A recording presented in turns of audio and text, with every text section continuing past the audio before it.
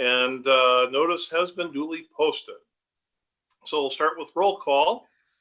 First, myself, Dan Stevens, present. Alder Diane Wolf. Present. Alder Jim Olson. Present. We also have with us the city attorney, the Amanda Jackson, Eric Reinfleisch, the city administrator, engineering Jared Holter, Chief Charles Ashbeck, finance Fred Bueller, planning Katie Espenson, HR director Hope Burchell, Chief Troy Goody, Park and Rec director Dan Wick, and Her Honor the Mayor also joins us, as well as a few others. Item 2, approval of minutes from the previous meeting. Motion So to moved. approve. Second. I'll give this one to Jim. Motion by Jim, seconded by you, Diane? Yes. Yes? Yes. Seconded by Diane to approve the minutes. Is there any discussion? Hearing none, all those in favor of approving the minutes, please say aye. Aye. Aye. Minutes are approved.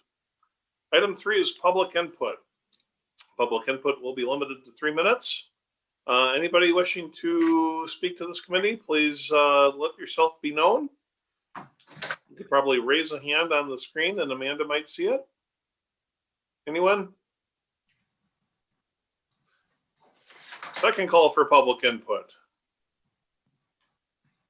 Third and final call for input. Now is the time to raise your digital hand or forever hold your peace. Hearing no public input is now closed. Consideration and possible action on the following items. Moving on to item 4 under finance, the Omni Center financials. Mr. Fred Bueller. Okay, in your packet is the balance sheet for the Omni Center dated 10/17. This is through the month of September bills. So 3/4 of the year is now past us. You got 25% of the quarter or 25% of the year left.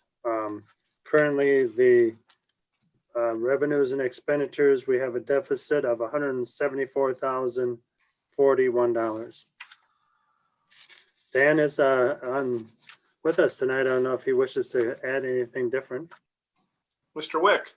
Just would like to share, we are in the process of putting ice in. We will start that process Friday with the removal of sport court, and staff will be working this weekend with the installation of ice with the anticipation of the 3 high school teams and youth organization. The need is there for that. We have been operating ice rental, and so we are continuing to move forward with that process.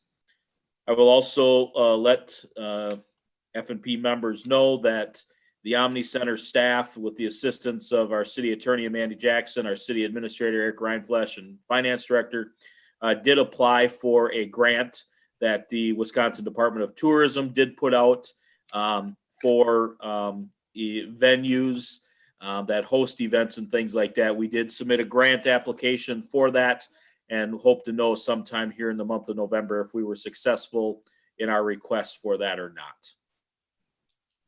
Sure. If I can ask, how much was the grant request for? The grant request was for $102,000. It was directly related for events lost events that were held in your facility. There was a very strict criteria that we had to work through, and all we could request was 25% of the 2019 revenue that was generated from events that were held at the Omni Center. So that was the dollar figure that we could go forward with. All right, thank you. Any other questions for Fred or Dan Wick? All right, having discussed the financials, what's the will of the committee?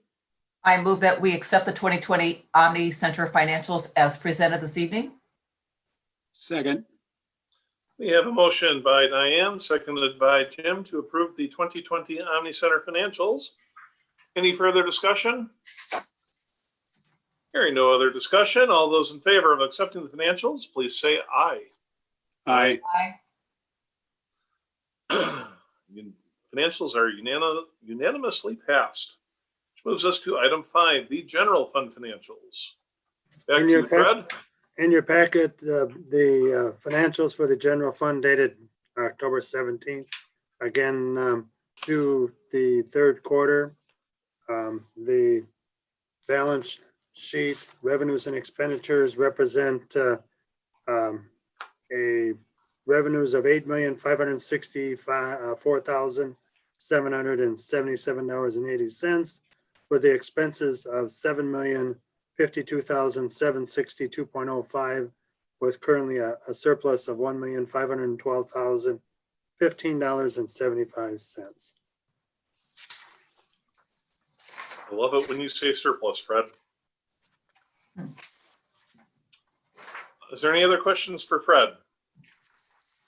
I move that we accept the 2020 general fund financials as presented. Second. We have a motion by Diane, seconded by Jim, to approve the 2020 general fund financials. Any discussion? Hearing no discussion, all those in favor of approving the 2020 general fund financials, please say aye. Aye. Financials are approved unanimously. Okay, we are now on to item 6, the Gunderson Health System parking rent financials for the third quarter. Fred. Enclosed in your packet is under F6 is the first, second, and third quarter financials to date, of which shows the revenues. We talk about each and every year. The city of Onalaska is required through the documents to pay $5,000 or $1,250 a quarter to the Gunderson Lutheran. Other than that, all expenditures are paid and maintained. The maintenance of the facility, Gunderson Lutheran's responsibility. Do we have any other questions for Fred regarding the parking rent financials? All right, what is the will of the committee? I move that we accept the Gunderson Health System parking ramp financials for the 2020 third quarter as presented this evening.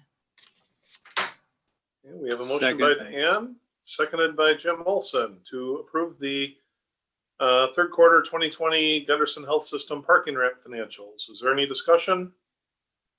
Hearing no discussion, all those in favor, please signify by saying aye. Aye.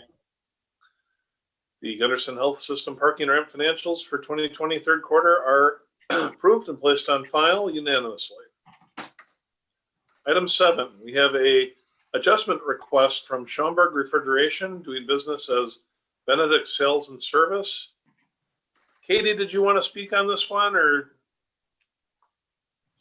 Yes, thank you. I'll give you a little background. The Common Council approved updated HVAC and plumbing permit fees in mid-August of 2020. Shortly thereafter, our inspection department started collecting these new fees in September, and we also posted them on our city's website.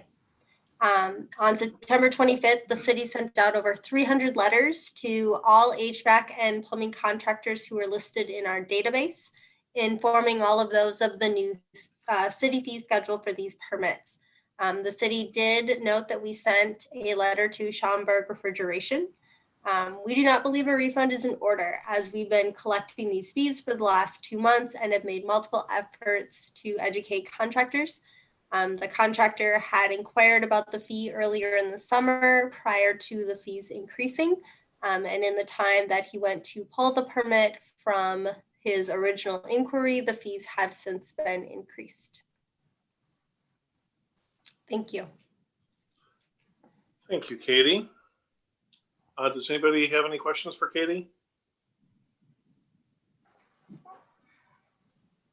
I would like to note, having read the letter, it appears that the claimant believed that there was not any notice that was issued until October 15th. What I'm hearing is that's actually erroneous, that it was posted on the website and a letter had been mailed. Potentially, the letter was mailed to Schaumburg Refrigeration. I did take the liberty and check on the website. Schaumburg Refrigeration and Benedict Sales and Service is the same people. It was just a name change. And my understanding is that the letter was not returned, so it was accepted.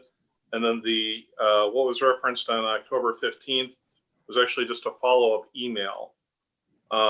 So based on that, I will make a motion to deny the request for the adjustment to Schaumburg Refrigeration, doing business as Benedict Sales and Service. Diane seconds. Okay, motion by me, seconded by Diane, to deny the request. Is there any other discussion? Chair Stevens? Yes, ma'am. I just have just a quick follow-up. I have followed up with a discussion with Katie Aspenson. Now's And the time. yes, and my understanding is that there has been a number of years since there was any type of an actual substantive increase in these rates. There might have been a minimal $5 a year increase over the last almost decade. And I put pen to paper, and if we were to do maybe a 10% increase a year for the last decade, we would be at about the amount that this individual was looking to be charged. I remember when this came before council, we were looking to be more at market conditions and market price and be competitive. And we weren't competitive. And this also brings us along with electrical also. So electrical and HVAC is at the same pricing level. So I think it would be not in council's best interest to deny this, because we just passed this back in earlier this year. And I do feel that our staff did up their due diligence for notification. And so I will be supporting the denial of this request this evening. Thank you. Thank you, Diane. Since you brought that up, it kind of struck me a question for Katie is with the 300 letters that went out to people that were HVAC contractors, other contractors had noticed and adjusted the fee structure accordingly, or was this the first application that's come in regarding this? Are you asking if we've been charging this fee? Yeah, have other people been paying the fee? Yes. And understood that there was a change? Yes. Okay, thank you. And as a follow-up, this is the first one that has asked for a refund. Everyone else has been paying it without asking for a refund. Correct. Okay, thank you, Katie. Are there any other questions? Then let's vote. All those in favor of denying the request for the adjustment, please signify by saying aye. Remember, an aye vote denies the adjustment. A nay vote would do the contrary. All those in favor? Aye. Aye. Aye. The motion to deny has been confirmed. Item 8, the request to use $7,915 of non-budgeted revenue in 2020 to purchase non-budgeted expenses in the Equipment Replacement Fund. And this is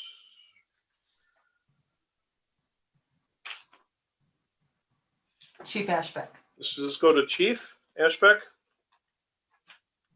It is. Thank you, Chairman. Please tell us about your request, please.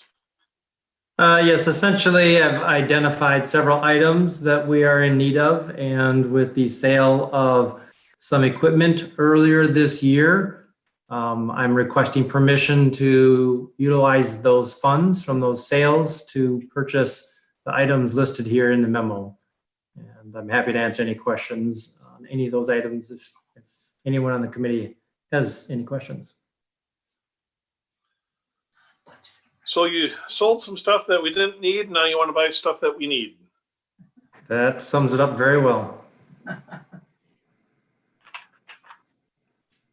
Okay, I will make a motion to approve the use of $79.15 non-budgeted revenue of 2020 to purchase non-budgeted expenses in the equipment replacement fund. Second. Motion by me, seconded by Jim. Is there any discussion on this? Hearing none. All those in favor of approving the request for 7915, please signify by saying aye. Aye. Aye. Any opposed? I didn't hear Jim, but I'm assuming he said aye. Yeah, aye. Okay. Sorry, Dan. So we unanimously approved item 8. Thank you. Don't go too far away, Chief. Item 9, discussion and possible action in regards to the Police Department Body Camera Grant Award. All right, thank you again, Chairman. Essentially, tonight, I am seeking the committee's approval and recommendation to full council to accept a Wisconsin Department of Justice body camera grant that we were a part of with multiple agencies in the county. The city of La Crosse, if you recall, was the primary applicant of this. And so the grant was awarded. It's a 50% match grant. And so I'm seeking permission here to move forward with the body camera purchase. And as part of that, there are efforts in place right now to match those other 50% of funds for the body cameras. It is not guaranteed at this point, but is highly likely that those funds will come through. And on top of that, then as part of this, if we move forward, we will have to change our squad cameras to match the body cameras as part of that process. And so ultimately, I will be seeking permission from the Board of Public Works to amend my line item for body cameras as part of the capital improvement projects to help pay for the changeover of the squad camera. And there's some remaining balances in there that we can either spread out over a number of years to pay out of the general fund, or in speaking with Fred today, it sounds like I may be able to allocate some money in Fund 207 to pay for the remainder. It's a much longer discussion. I'm happy to answer any questions, but essentially in a nutshell, that's what I'm seeking the committee's approval tonight to move forward.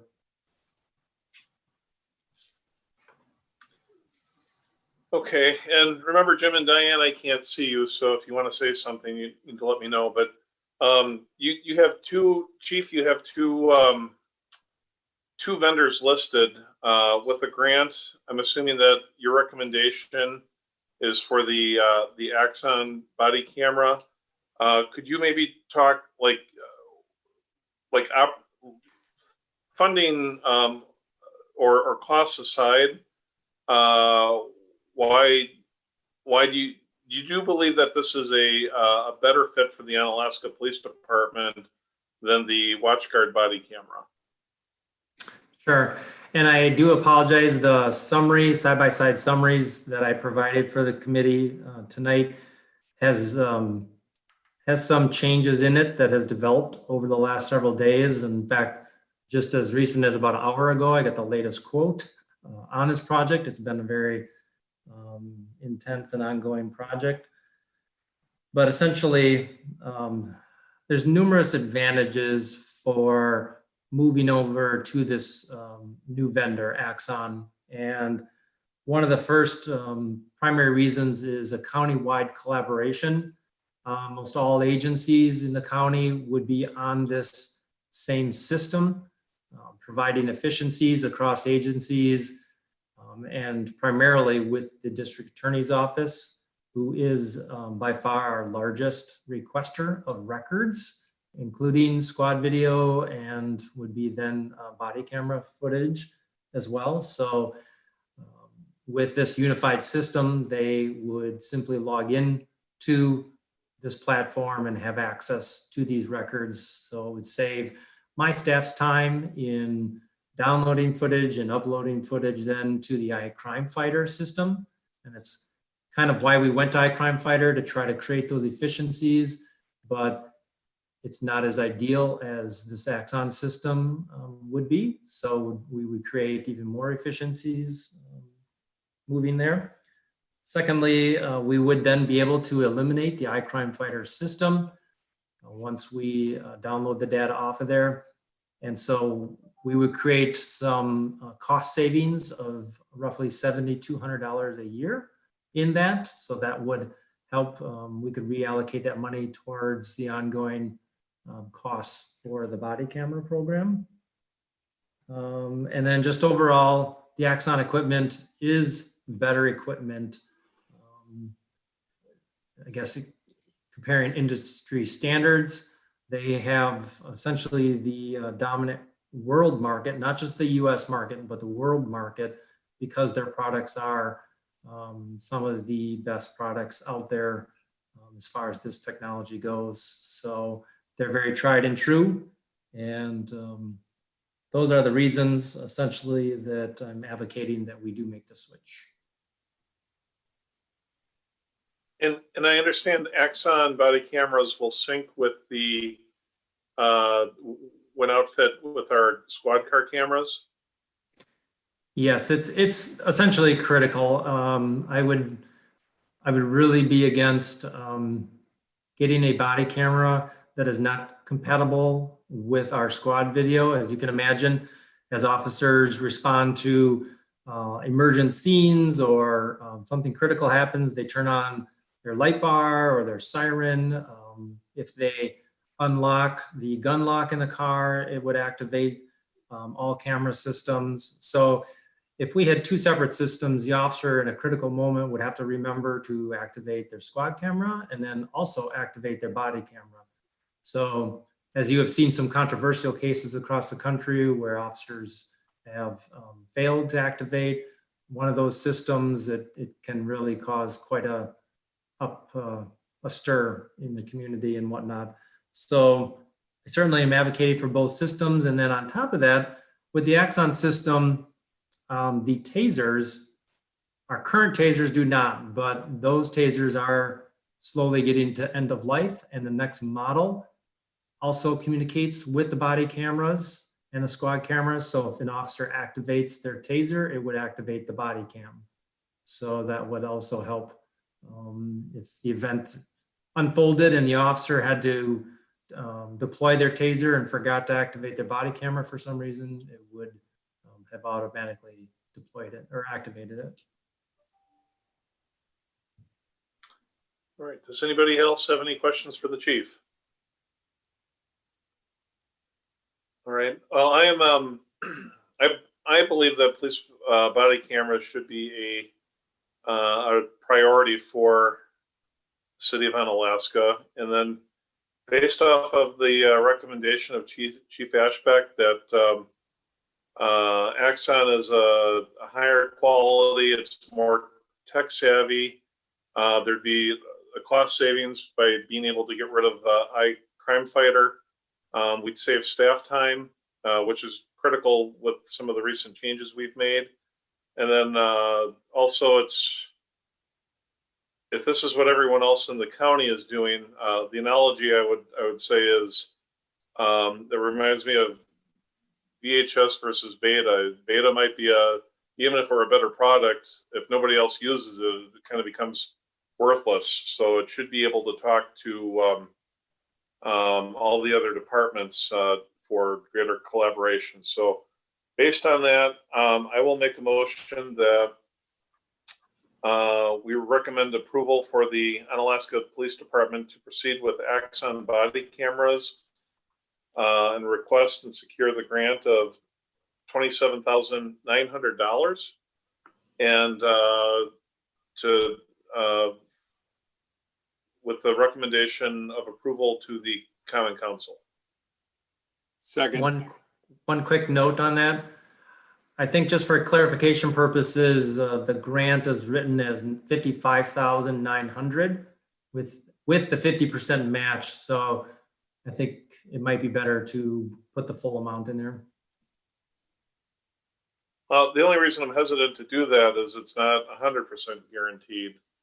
What I'm willing to amend the motion, but that 99% is that. I guess I'd ask the other alders, how do we feel about that? 27.9 versus the 55.8. I guess I only bring it up because I'm not sure with how the grant was written. It was written for a $55,000 dollar price tag, knowing there was a 50% match. So I don't know if you're only authorizing 27.9, if we can accept. Well, I guess I was saying to request the 27.9, which was guaranteed, Oh, and then we should also pursue the other 27.9 for the match. But I guess we'd have to ask the question: what happens if that doesn't go through? So I will revise that motion to change the as previously stated. Accepting the grant money request would be 55,800. And then Jimmy, I heard you seconded that. Do you still second this, or do you want to recant? Yeah, that? I'll second it. Yeah, I will. So motion by me, seconded by Jim, to proceed with Axon body cameras. Request the grant for 55,800 and recommend approval to the general council. Is there any other discussion? Hearing no other discussion, all those in favor, please say aye. Aye. Any opposed? Didn't hear any opposed, so the motion passes. for everyone. Thank you, Chief. Item 10, review and possible action regarding options to the 2021 budget relating to health insurance. It seems like this would be a hope thing. If she's there, she can start. Otherwise, I can jump in at some point. Well, she's muted, so Eric, why don't you take it away? Hopefully she can join us and she can lead the specifics. Fred, I know you also reviewed. I found my unmute button. I was working on Back. something else too at the same time, and so I'm like, ah. I hope you may start then. Could I interject for one quick minute? Now, this was not part of our packet. Did we ever get a copy of this in our box? Because I am not finding this. No, Okay, I just want to double check. Okay, I'll look online. I just want to double check because I was looking for it and I couldn't find it. Thank you. No, so just to explain kind of what happened is we literally just finished open enrollment for the health insurance plan. And so this year with the health insurance plans, as we just approved with our the MOUs that we talked about with the police unions and the fire unions, the cost for the local SMP, which was the state maintenance plan, was the cheapest plan. And so that cost was significantly lower than a lot of our other plans that we have. So the WEA Trust Mayo plan, which has typically been the plan that we've offered along with Courts Community, those have been the two plans that the city has consistently offered over the last few years. Those have been our normal plans, but the local state maintenance plan this last year for next year has come in really low. What that has done is about 33 of our employees have switched to that plan during open enrollment, which has decreased the city's costs for insurance, which is why Fred put this on the agenda. And so because the open enrollment just got completed on the 23rd and just trying to get all of that paperwork processed and reviewed took some time. So we were able to get this on the agenda, and I didn't have all the paperwork until literally just right before the meeting. So to summarize that up, what that means is a lot of people switched either from the WEA Trust Mayo plan, which would have been extremely high, to the local SMP, which cost went down, or they switched from the courts community plan, which is still more expensive, to the local SMP, which there was a cost savings to the city. And so that's why Fred had this on the agenda, because there is a cost savings to the city and there's going to be a budgetary impact because of that. So the discussion needs to be, and this is where Eric's going to come into play, where is that cost savings going to go?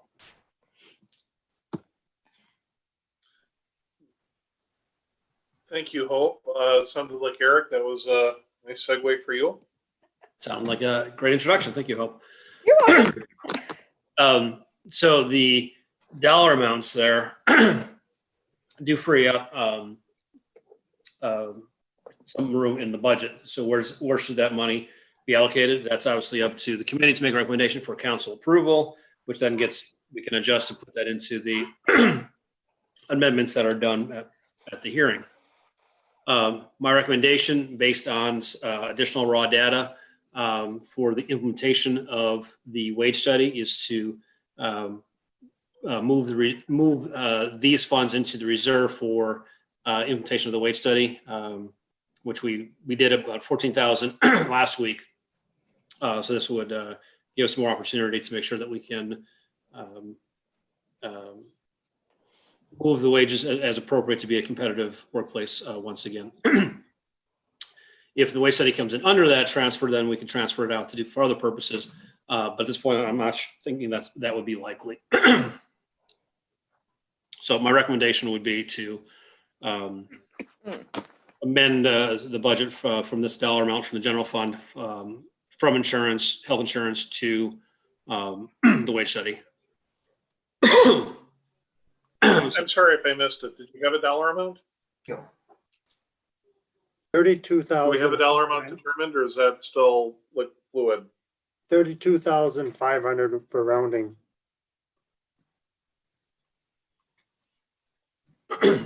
All right. What is the will of the committee? Mhm.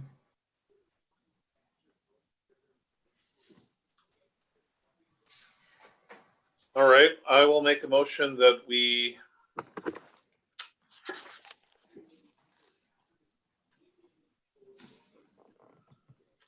I think how I want to phrase this motion. Allow for the cost savings relating to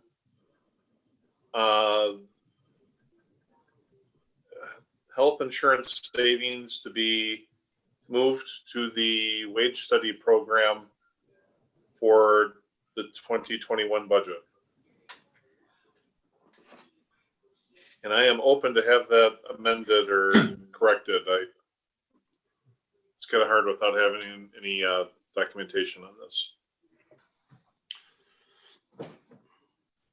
Well, Dan, was did I hear your motion was, did you send it anywhere? Because I didn't hear you say to the wage study, or did I miss that? I apologize.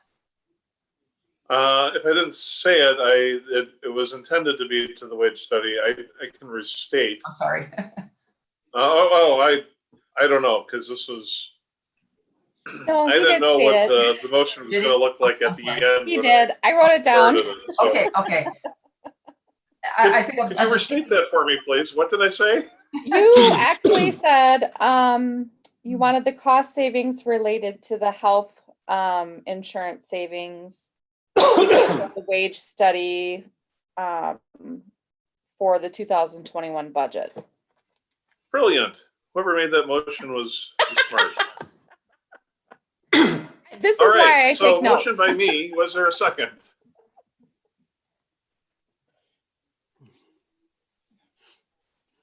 I'll That's called- second it for discussion purposes. Okay. Motion by me, seconded by Diane for discussion. Diane, do you have discussion? I'm still thinking. I have something. Alva Stevens. Yes, Mr. City Administrator. I guess one more bit of information on that.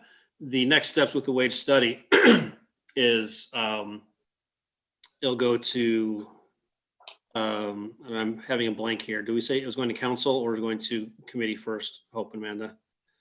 Council. Council.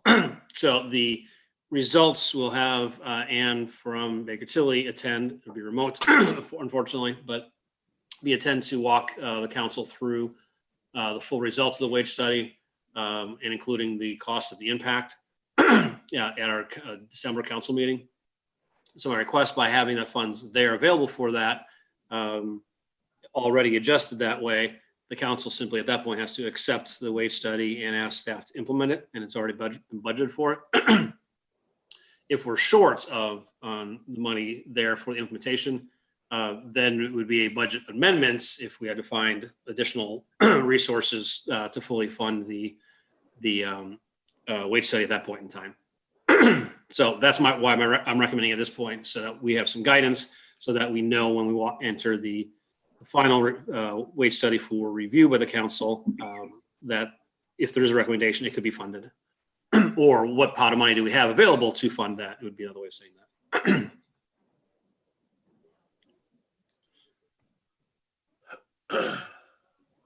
So are you recommending a revision to the motion, or is the motion okay as stands? I believe the motion's okay as stands, but that's just more information as to why I'm making the recommendation at this point. And I guess my only hesitation is, and I'm just thinking out loud here, is I'm just thinking about the continued concern that I have about maintaining our park system next year, and how we're going to do that, and the budget that Parks has, and part-time help and all that. So and that's why I'm just hesitating, because I just don't know.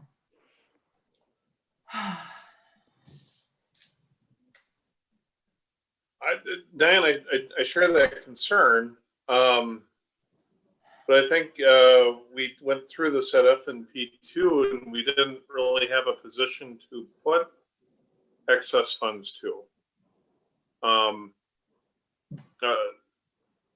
Say that again. We didn't have what? I remember there was some revenue found in the budget, and I had an interest of trying to put it into parks with a concern that we wouldn't be able to maintain that. And the problem is, I think it was like, we don't have a rainy day fund unless there's a position that we can fund that. I don't think we can just throw it at parks without having a position to fund. Yeah. So I'm with you. I don't know if there's a mechanism that we have in place right now, and unless we were to approve a position, and this would not be the venue for that. Right. Yeah. Am I understanding that correctly, Eric? Yeah. Yeah, there needs to be a reason for a levy, and so levying for just a general rainy day fund is difficult to do, because you have to identify to the taxpayers what the purpose of that is for. And unfortunately, just a reserve for rainy day has not been identified as a reason in some court cases. That's the difficulty there. But in a way, if the wage study impact is not as high as we're setting funds aside for, that allows for budget amendment to do something like create a position, a part-time position, or other purposes. You're levying it for a reason, and then you're amending that budget for a different reason, but there still is a reason for that levy. If we don't have enough for the wage study, then the conversation about the wage study becomes a multi-year implementation schedule. Mm-hmm. And the problem is, if we don't fully fund a wage study in the first year, that means the second year we're already behind, and then we still have to find additional funds off of limited growth. So that if we don't fully fund it in 1 year, either one, we have to make a decision that we're not going to fund it again in the next year, or we have to find additional funds, which could mean additional layoffs in future years. So why I'm adamant about trying to fund a wage study now is that that puts us in a fully competitive marketplace. And you're not continuing us down the road, and you're not looking for additional funding down the road to implement the change that you want to make in 2021. It is my hope that we come in underneath that, but when we get the numbers that in December, we can review that, what your options are and what you like to do with that. You know, anything that we could find at this point in time, I think it's a good place to put. And if we come in underneath that wage impact, then you know, other purposes that are also important to the city, those funds can be used. So Eric, as a follow-up, because we had put aside, as it stands right now, it hasn't been approved yet till next Monday night's budget hearing, but we had put aside 50,000 and then another 75,000, if I remember correctly. And then 14,000. Sorry, I muted myself. Okay. Yeah, so about 50,000 at first, additional 75,000 to 125, another 14,000 or so to 139. So you can add this to the amount to impact that. 32.5, so we'd be at about 171.5. Right. Yeah, I think going forward, Fine. I think I can go with that, and we can see what comes in at the December council meeting, where we come at with the study. And then if we have to make adjustments or whatever, I can support that this evening. Thank you. One thing to keep in mind with the wage study will also include basically the part-time position wages. Mm-hmm. You know, the funding of this, the money that we're setting aside will also impact the part-time wage things that are either seasonal positions or you know, temporary part-time positions that we've felt that we're probably not competitive right now. So the wage study will not say, here is a lifeguard, for example, that you're out of the marketplace and you need to raise the rates. But putting money aside will allow us to budget for those general fund expenses for those kind of positions. If we decide to be competitive, we need to go up to $15 an hour versus minimum wage or something. So that's also part of the pot of money that we're trying to set aside. It's not just to full-time wages, it's also to part-time wages, so that we can be competitive all across the board. Thank you. You're welcome. All right, well, I'm going to recommend that we go forward with this, and then this would go up on the I think that this should go up on the non-consent. That way we can let the other alders weigh in on this. I mean, Alder Wolf, I understand your sentiment and I agree with it. I just, we'd have to figure out if there's a different mechanism if the money were to go elsewhere. But it seems like this is a decent plan for now. Yeah, I agree. So I think that this should move forward. But any yeah. other discussion? No, I'm good. Thank you. Okay. Dan? No, Jim? Oh, Fred. Okay, I just wanted to jump in to let you keep in mind, you had used the word non-consent. The budget hearing is going to be on Monday. And on Monday, you will see the motions coming out of the first Finance and Personnel meeting number 2. And then you will also see the motion coming out of this meeting, of which at that time, after the first public hearing notice to the general public, then the council can jump in and discuss the motions numbers 1 through 6, and then this motion, and then you'll have all the discussion to happen at the council on Monday night. Okay. Thank you. So are Fred. you suggesting that this not be put on non-consent, but if There is no such thing necessary, as then we follow non-consent. This is not a non-consent. This is a public hearing. It'll be on the public hearing on Monday. Help. All the motions coming out of the last 2 Finance and Personnel meetings will be discussed at the public hearing on Monday. Well, all right. So, I guess the original motion then, as stated, is still on the floor. Is there any other discussion on that? Dan, if I might. Yes, HR Hope. Just to give you some perspective, in 2011, when we looked at updating our wage scales and looking at this big change, we made a change and it ended up costing the city a little over $90,000. So that was 8 years ago. So I think the cost that we're looking at is fairly reasonable for what the groups that we're looking at and the inflation that we're looking at. And now that we've got compression again. And so keep that in mind when we're looking at these costs. 8 years ago, we spent $90,000 to try to fix this. And we're kind of back in the same boat.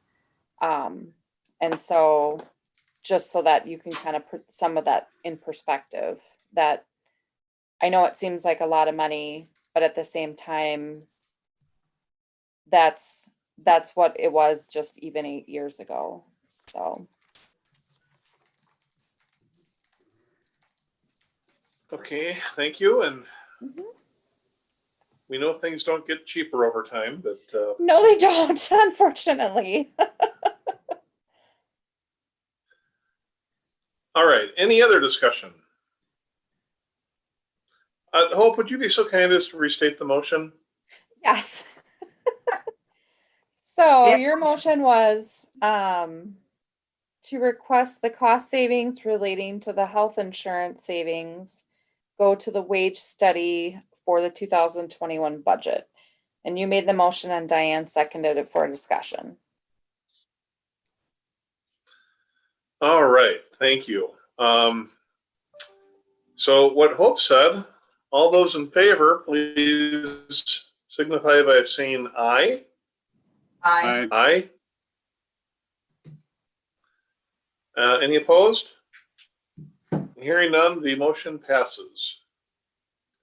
That concludes the finance portion. We will now move on to the personnel.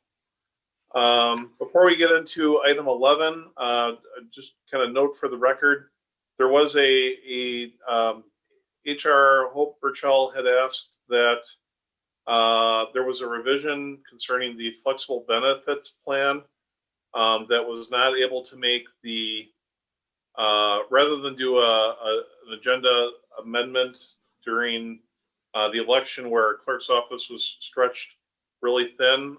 She had asked and I had agreed to put this item straight to the non-consent agenda on Common Council.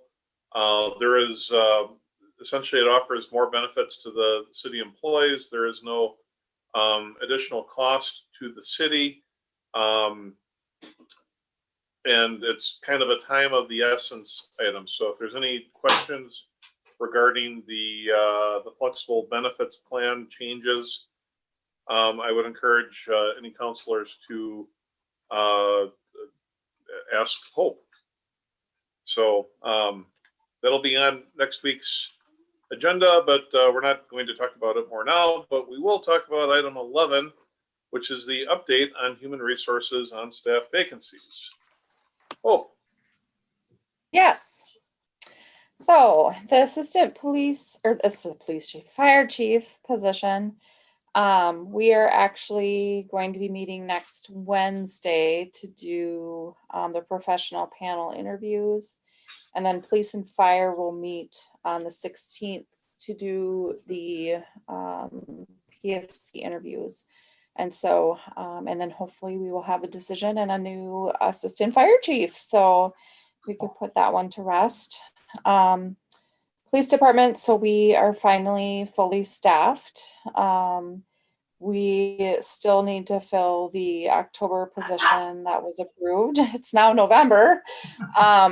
But we have to start with a new eligibility list. We've exhausted the list already.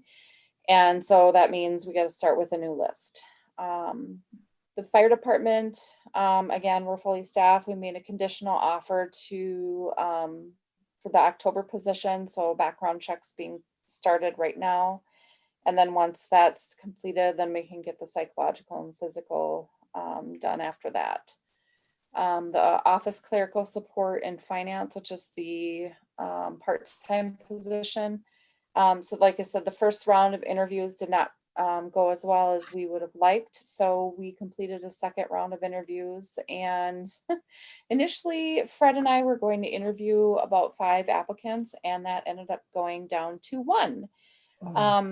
But hey, 1 applicant ended up being a great applicant, and she will be starting with us on the 23rd of November. And so she hasn't officially given notice because she's on vacation right now. So I'm not going to release her name yet, but we are excited to have her. So we will have a part-time person in the office starting on the 23rd of November.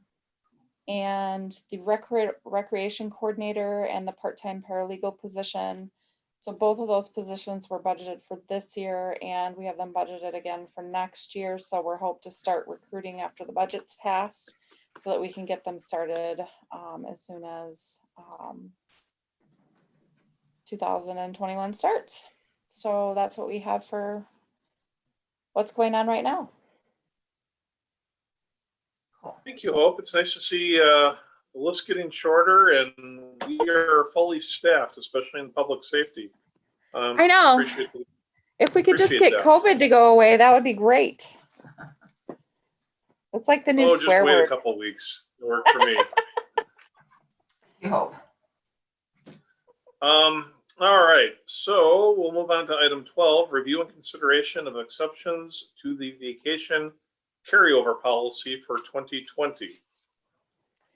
So I attached our current vacation policy, and it talks about the carryover requests that allows up to 40 hours carryover.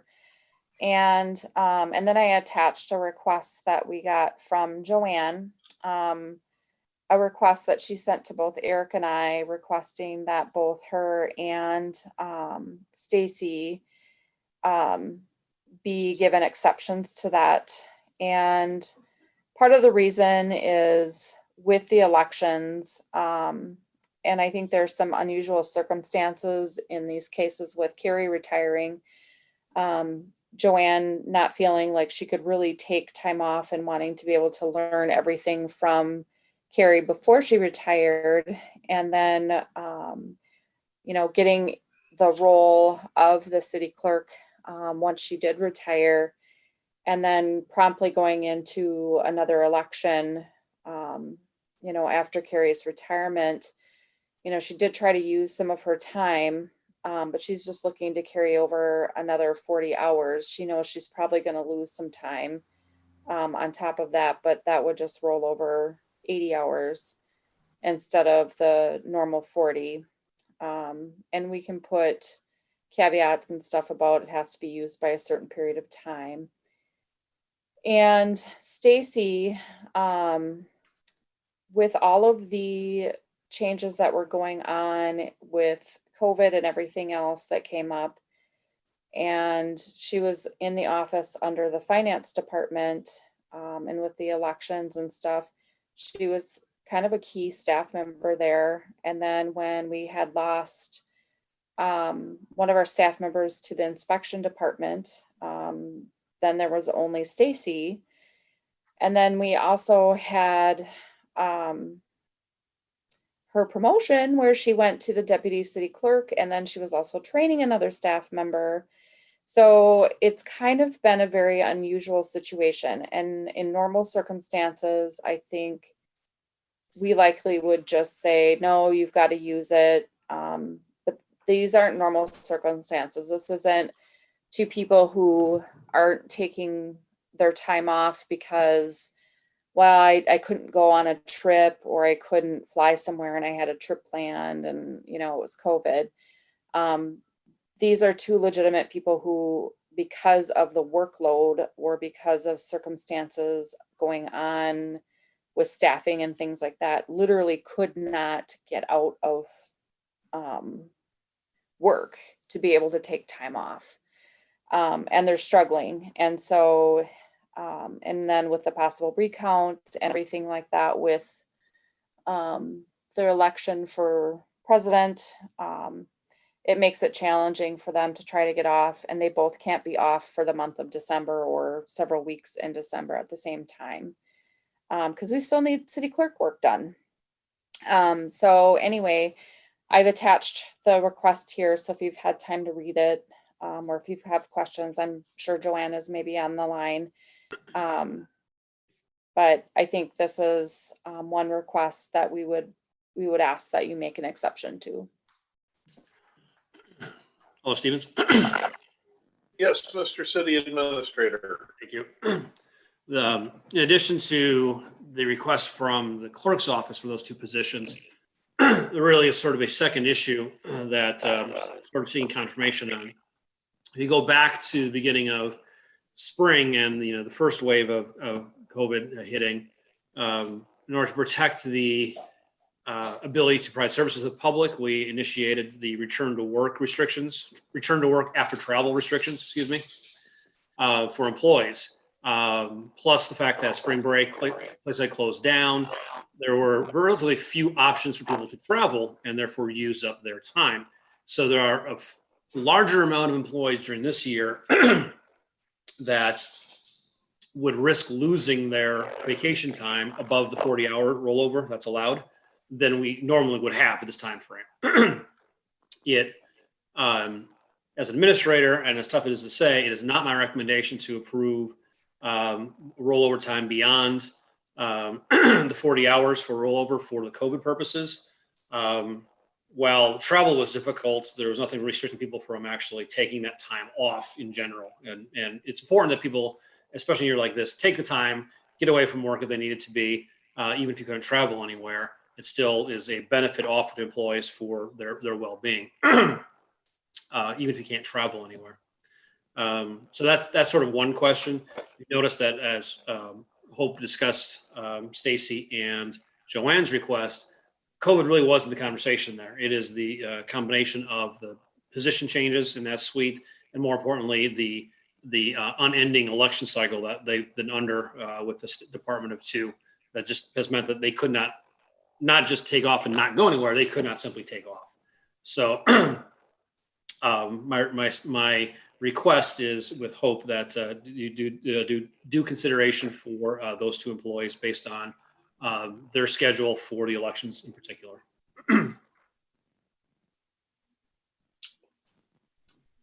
Okay, thank you. Does anybody else would like to weigh in? So I have a couple quick questions. I see that there is Joanne's request to roll over, if I understand this correctly. So Joanne is looking at rolling an additional 40 hours, i.e. 1 week over. So instead of the traditional 1 week, she's looking to roll over 2. But with Stacy, it seems like there's a little bit more involved. It has to do whether or not she can do giving her comp time or not. Now, is that anything that we have to get involved in, or is she just looking at for Stacy to just also have an additional for what is the request for Stacy? Because that seems a little different, I think. About time because the comp time can get paid out. And so it's Hope your audio is coming in very poorly. Maybe You click it sounded off like and a click back robot. Could you try that again, Hope? hear me okay? Nope. It sounds pretty cool though, but I can't understand a in. word I can you said. understand you. It's just you sound really weird. Can you hear me okay now? Just try to enunciate and speak slowly. Yeah, I think if you speak a little bit more slowly, you're easier to understand. With Stacy, I think the comp time basically just needs to be paid out. That can be paid out at the end of the year. So vacation is really the only concern. So I think I heard you say that the comp could be paid out, but it's the vacation is really the concern. Correct. And I think Hope just said yes. How many hours I is can confirm Hope? that. That is the question, Diane. Okay, thank you. So Joanne is looking to roll an additional 40 and Stacy is looking to, that's what I'm trying to figure out. What is she requesting? Right, how many hours is Stacy looking to roll over?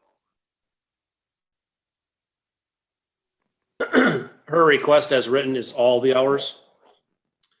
But that's again, her request. That's not necessarily the action you need to take.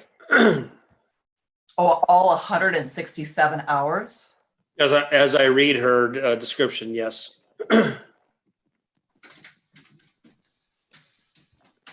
That's 4 weeks.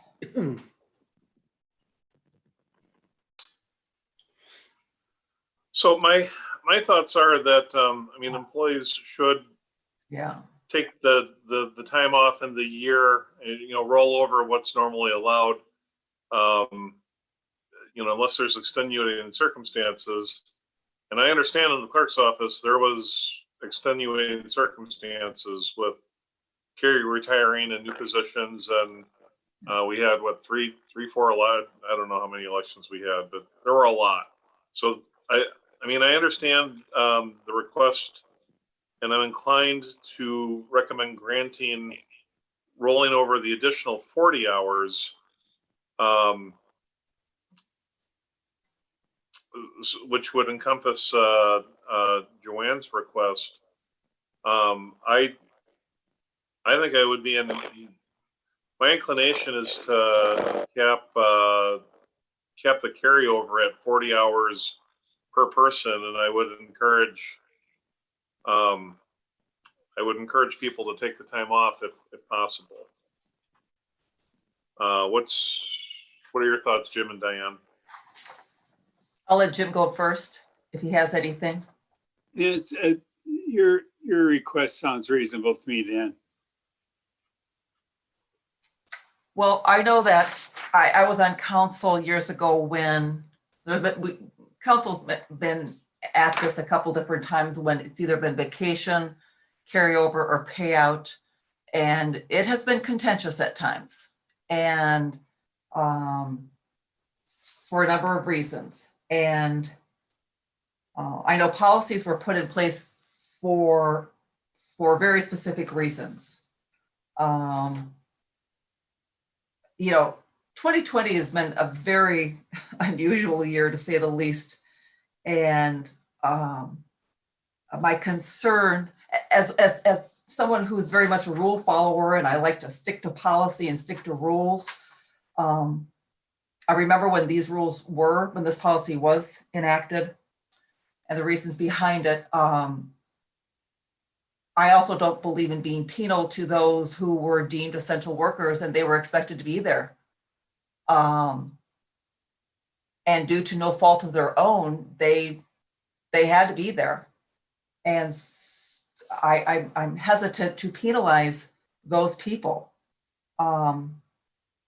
for being good workers and being there in the city's time of need. You know, I mean, it just happened to be, that was the job that you know, that's what their job entailed, that they had to be there. They had to be in the front line and they had to be there. One question I would have of either Hope and or Eric, as it relates to, are there any other requests that we may anticipate coming from any other departments for any other carryover for 2021 at this time?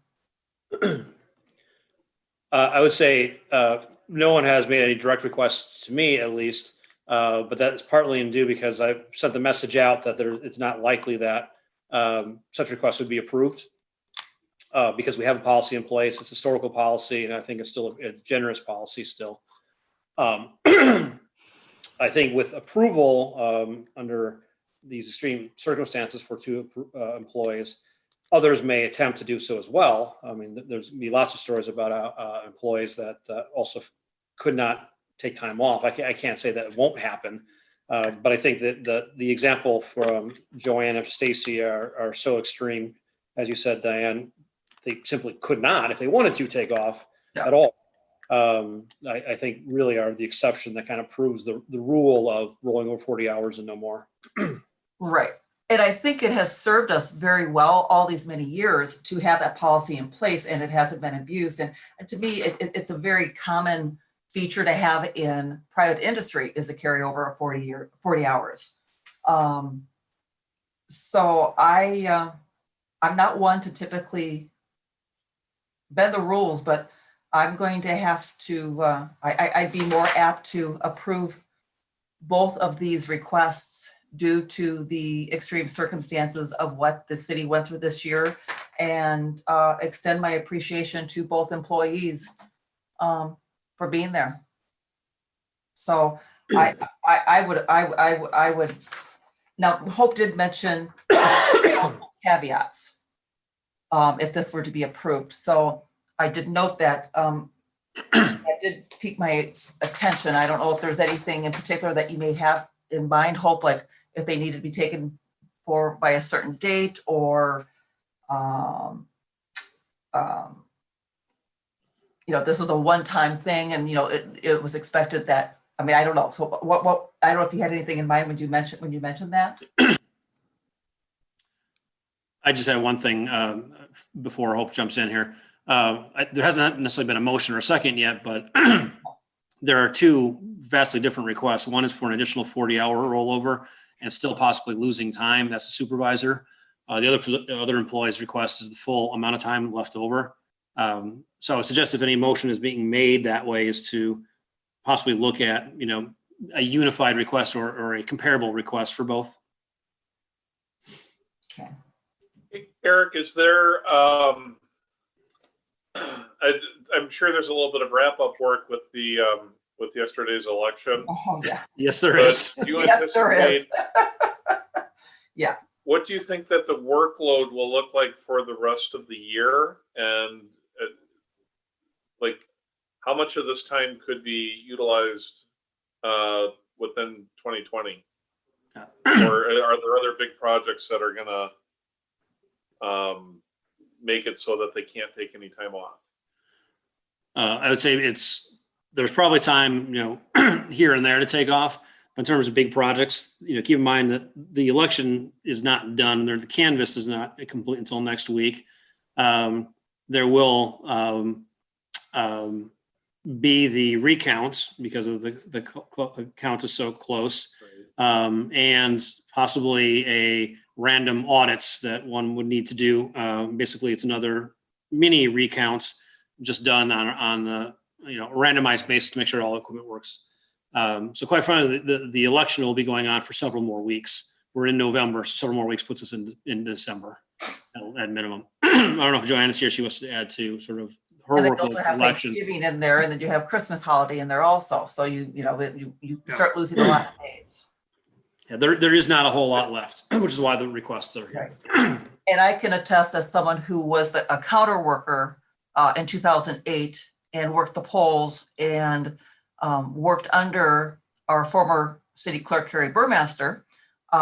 There is a tremendous amount of work that happens the day and ensuing days after the election for a number of weeks, because most people think, oh, the election's over. In many ways, it's just beginning. So, yeah.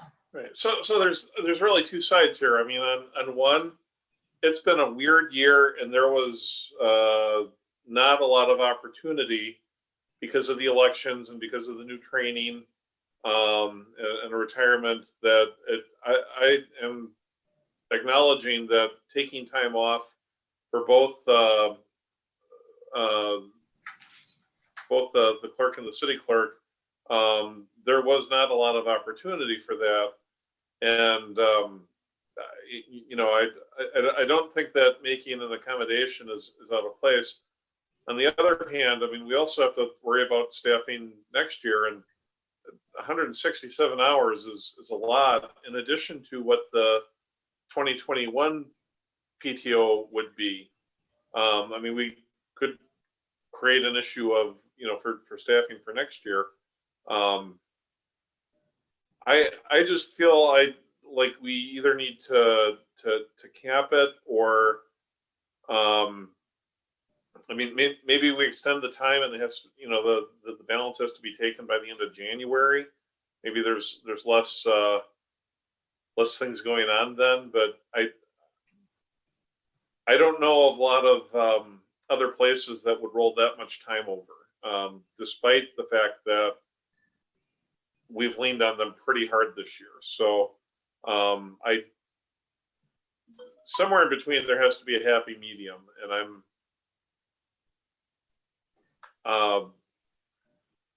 wondering if this is something we maybe just kick to council next week, and then we can have more discussion on it, and maybe we'll have a little bit more.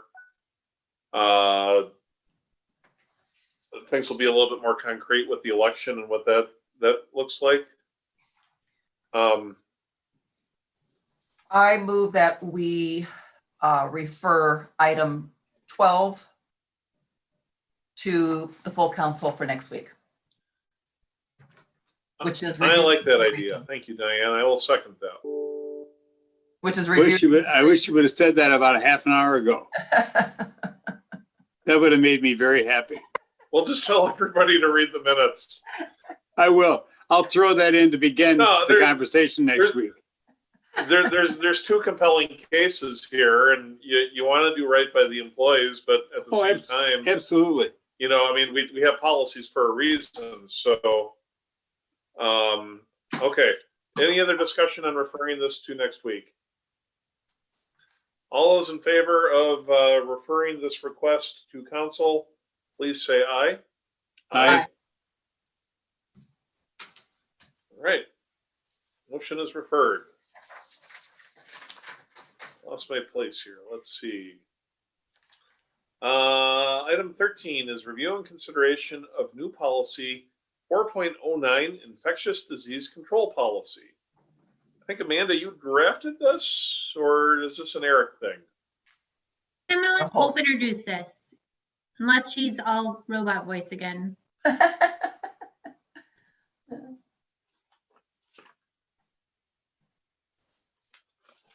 Hope, do you want to talk or do you want me to talk? We may have lost. Hope may have turned into a robot, so how about you take it, Amanda? So this policy was put together by Hope and then reviewed by Eric and I. And part of the goal was just with COVID and what a strange year it has been, we've had a lot of different procedures floating around, policies floating around. And so we wanted to the extent kind of possible, centralize them in one policy that kind of talks about all the different things that are at play with infectious disease. And so we did try to write this in a way that it was not COVID specific, but that it kind of covers protocols for any infectious disease. So it, you know, I hope not, but in the event in 20 years that another different type of pandemic should happen, you know, we could look to this for guidance as it relates to quarantine, to travel restrictions. And so then within this policy, we would also have internal procedures related specifically to that pandemic. So for instance, our COVID procedures, quarantining for 14 days may not be a requirement if there's a flu outbreak, but it's what's found effective to be for COVID. And so that's more of a procedure as opposed to this is just kind of the general policy as it relates to all infectious disease. Sorry, that was really long. Sorry, can you hear me now? We can. Yes. Hope you're human. Am I normal Yes, again? welcome. Like I'm like, I don't know what happened, but am I not robot again? Nope. Nope, you're good. Okay. Sorry. I don't know what happened, but all of a sudden I was like, what happened to my stuff? But yeah, basically that's what we tried to come up with. Amanda summed it up very nicely. Thank you, Amanda. Amanda's handy to have around. She is. Especially when All you right. can't get your speakers to work.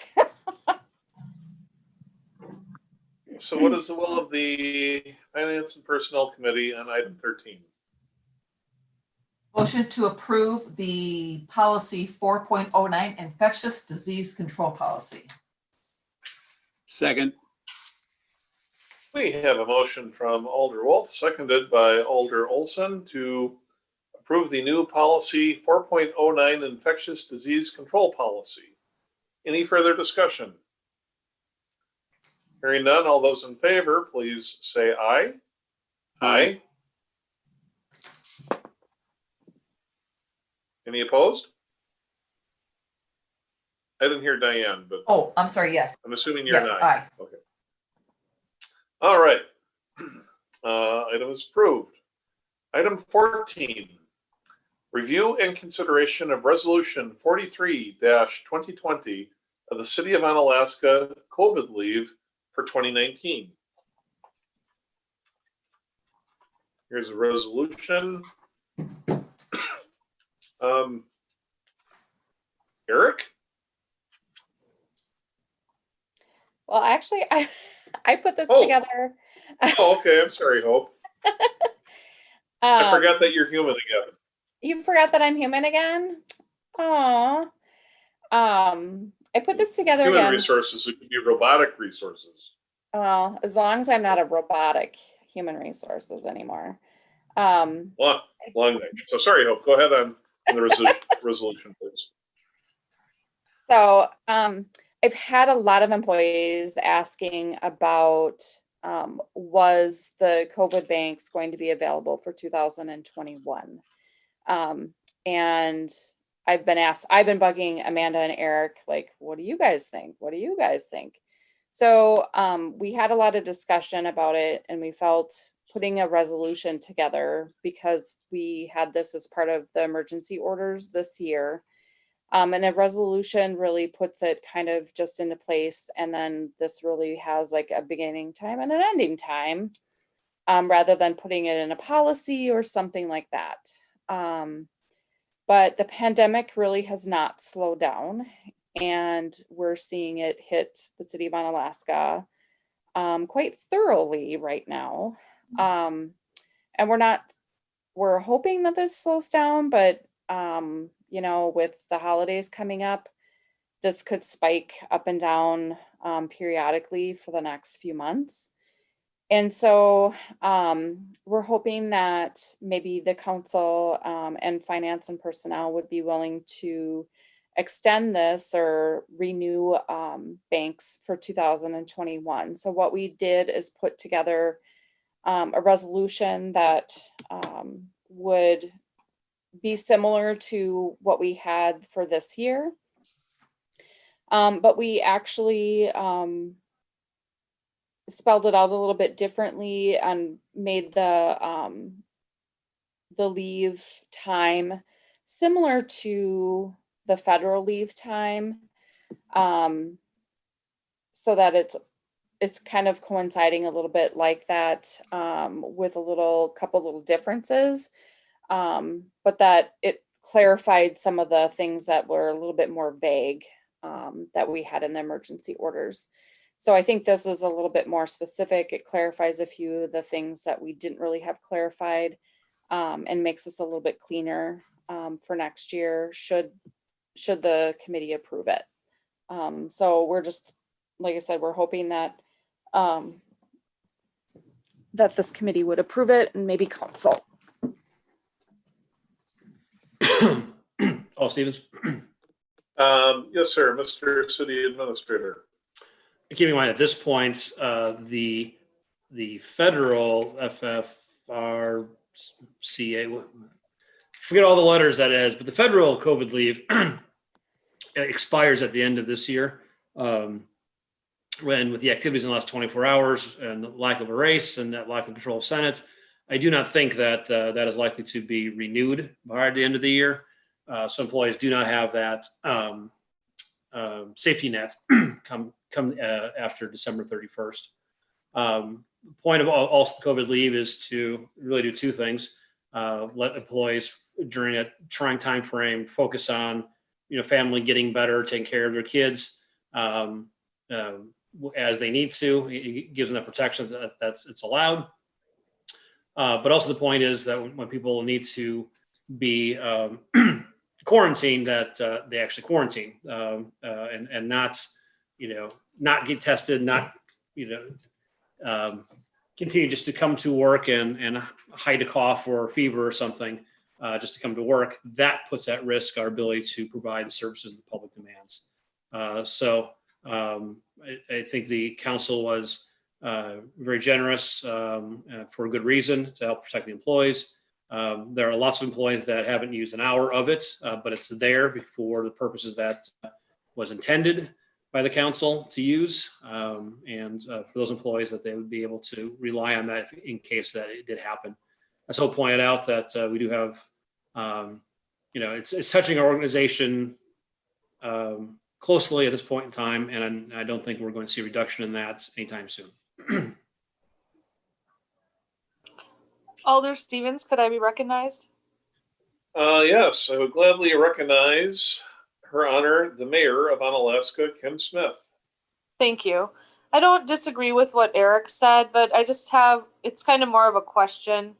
I think in private industry right now, the standard practice is for employees to use short-term disability to cover their COVID leave. Is that an option for the City of Onalaska employees? Problem is our short-term disability plan, because the way we have it set up, the intent of it was because of our sick leave benefits, they'd have to wait 30 days. So they would have to wait 30 days before they'd even be able to touch it. So that wouldn't really assist them at this point. We would actually have to make a plan change in order to shorten that time period to be like 6 days or something before they could utilize that time. So Hope, what you're saying is if they needed to take quarantine leave, they could use their sick time. They could use their sick time, yes. But the and how problem much is, sick time does the average employee have? it depends. We've got some new employees that maybe don't have a whole lot of sick time. And then if they're new, they could potentially lose their positions because they would have to be off for 2 weeks. And we have a policy that says they can't take any time off more than 40 hours or they'll lose their position. What about employees that have been here more than a year? They earn 8 hours a month if they haven't used it. But let's say they get quarantined and then because they were a close contact, and then 2 weeks later or even a week later, then they get COVID. And now they have to be gone for 10 days. So now they've exhausted part of their leave, the 2 weeks, and now they've run out of their leave.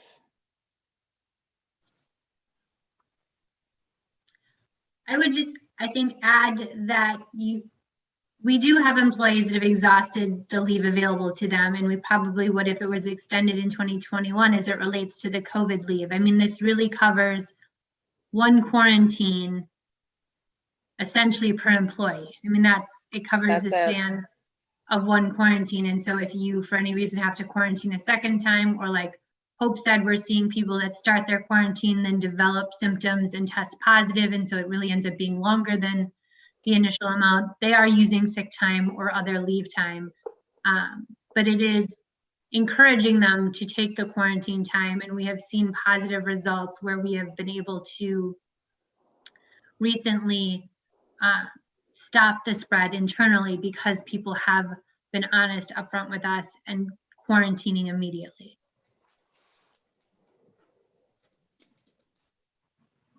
And I think it's important that we recognize we want to keep the city, we need to be able to continue to provide the city services.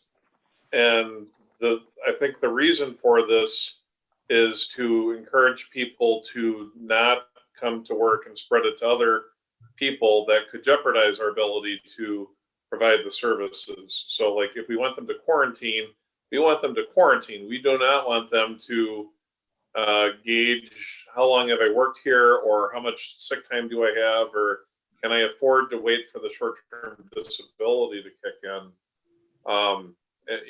We at this point believe that COVID is still going to be a thing going into 2021. So I'm just inclined to support the resolution. So I will make a motion that we renew the, I'll make a motion to support the resolution 43-2020 concerning the COVID-19 banks for 2021.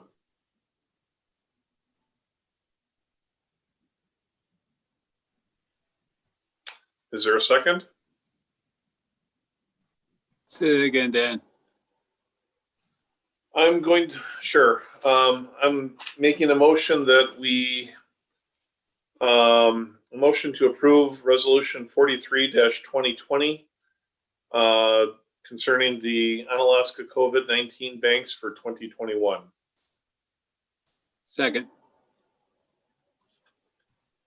Okay, motion by Stevens, second by Olson. Is there any further discussion? Yes, I have a couple questions. Yes, Madam Wolf. So Hope, could you tell me, so we have the banks that we did for this year for 2020. Yes. And tell me, there's also, Eric referenced the federal leave Correct. also. So our employees also have access to federal leave? Correct. And how many hours was that? Not all, though. Not all. Okay. Public safety do not. No, they do. Were we the exception then? No, they don't have access to the family medical leave That's the one. extensions. Thank you. So they have access to the federal, additional federal leave, but not the family medical leave. So could you give me the quick synopsis of the emergency federal leave? How many hours is it? They basically, what the city of Onalaska did when we did the emergency orders earlier this year is when we said we're giving everybody in approximately 2 weeks. So for a police officer, that's 85 hours. For a firefighter, that's 112 hours. For a regular staff member that just works their 80 hours, it's 80 hours. Mhm. So for the federal government, they offered basically 80 hours of leave, but they're very restrictive on what that leave is. So you can only use it for COVID related issues and it has to be used for those specific items, which is why we kind of outlined it in that way similarly in the resolution. But they only gave 80 hours. So if you are a firefighter and you work, I mean, they work more hours than 2,080, then they're only going to get 80 hours. Similarly with police officers, and they're seeing this all over the place throughout the country. If you're a nurse or you're, anybody that works any kind of shift work where they work more than 80, 40 hours in a week, they're coming up with the challenge that they're burning through that 80 hours very quickly. And so that 80 hours that the federal government has, that expires at the end of this year. And we have not heard anything, nor have we seen anything. And I think because of all the election hoopla, we may not see any relief from the federal government at this point for next year at all. And so then there's nothing. And currently the issue that with that federal leave is there's daycare help and there's also quarantine help.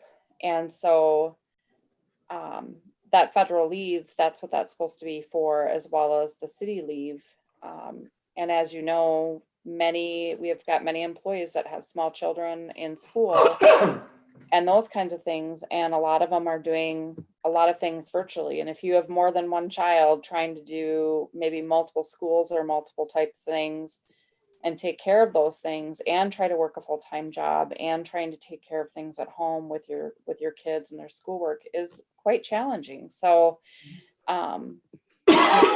it's been very helpful for the city to offer this. And I know a lot of employees have expressed a lot of appreciation for being able to use this. The federal government's leave is a lot more restrictive for those kinds of things. with the care, especially with school closings and things like that. So they can only use so much dollar amounts and things like that. So that it's a lot more restrictive in that particular area. So the city leave's been being used more frequently because it's been a little bit more easier to use. So as it relates to the federal leave, do Mhm. employ, and I think maybe I don't understand this. I've heard it referenced before, but maybe I don't understand it. So the federal leave, do our employees have a bank of federal leave and city leave? Or is it Nope, they have two separate banks. two separate banks? Okay. And so, because they have to be kept separate. And so we keep track of that because in case there were ever to be reimbursement for it, we doubt there ever will. But basically there's a federal leave bank and a city leave bank, but those expire at the end of this year. And we're Both of them. seeing both of them do. Yes. Because I know I've got the mayoral proclamation for emergency order 2, and that is what established the policy 7.02A, I think. And that's when we did the FMLA leave expansion and emergency paid sick leave policy for COVID-19. And I know that expires, that was effective April 1st through December 31st, 2020. Correct. Okay. Okay. I was just curious as what Mayor Smith's input, if she had concerns about this, about extending this, or if she wanted to provide any further input on this. I can go ahead and answer that if I'll be recognized. Madam Mayor, you are recognized. Thank you. I just was more, I definitely want employees to be able to fulfill their, whether it's a quarantine or taking care of their kids. I know this is just really taking a toll on a lot of families. It wasn't that I'm trying to restrict it. I was just trying to evaluate if there were other resources available, because I know in private industry, the employers are referring people to short-term disability when they have to take a leave. Right. They're not providing any pay whatsoever. I guess it would be an option to take sick leave, but under the circumstances, I think the resolution is appropriate and I would support it. Okay, thank you, Mayor. I appreciate it. In a lot of cases, I feel that, comparing to the private sector is appropriate, and government entities should do more of that. However, we're not our role and function is very different. We're not in the business of selling tacos or carpet, where if they had to shut down, it'd be unfortunate, but they would just do it. We have to provide services. The fire trucks and the ambulances and the squad cars have to go out. We have to have elections, and we have to function as a city. I view this as a protection to that end, and so as amiable as I am to comparing us to private entities on things like wages, I think it's appropriate. I don't have a problem with this resolution. I think it goes to a good end. So, any other questions on this, or shall we vote? Ready to vote. Ready to vote for the voting on resolution 43-2020 concerning Onalaska COVID-19 banks for 2021. All those in favor, please say aye. Aye. Aye. All right, resolution passes. And where's my agenda? All right, that moves us to item 15, closed session. To consider a motion to convene in closed session under section 19.85, parent 1, parent G of Wisconsin statutes for the purpose of conferring with legal counsel for the governmental body who is rendering oral or written advice concerning strategy to be adopted by the body with respect to litigation in which it is likely to become involved, specifically water damage on the 1900 block of Pine Ridge Drive, Onalaska, Wisconsin, 54650. If any action is required in open session as a result of the closed session, the committee will reconvene in open session and take the necessary action and/or convene on the printed agenda. Motion to go into closed? Second. There's a motion to go into closed session by Alder Wolf, seconded by Alder Olson. Any discussion? Diane, I. Roll call vote. Diane's aye. Jim, I. Jim, aye. Stevens, aye. We are now in closed session. Okay, just give me a minute to stop everything and